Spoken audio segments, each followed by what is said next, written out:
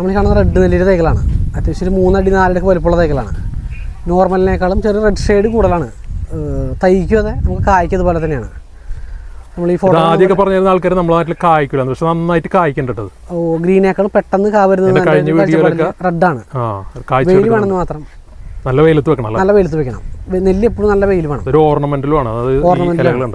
വെട്ടി നിർത്തുകയാണെന്നുണ്ടെങ്കിൽ നമുക്കൊരു 2 കൊല്ലത്തിൻ്റെ ഉള്ളിൽ കാ വരും.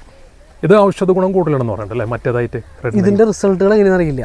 അതായത് നല്ല റെഡ് വരുന്നുണ്ടോ? നല്ല റെഡ് വരുന്നില്ല, റെഡ് ഷെയ്ഡ് കയറി വരും. നമ്മൾ ഈ കാണുന്ന നമ്മൾ നോർമലായിട്ട് വരുന്ന ടാഗുകൾ മാറ്റി നമ്മൾ ഒറിജിനൽ റെഡ് നെല്ലിയുടെ ടാഗ് അടിച്ചേക്കുന്നതാണ്. നമ്മൾ ഫോട്ടോ തപ്പി എടുത്തിട്ട്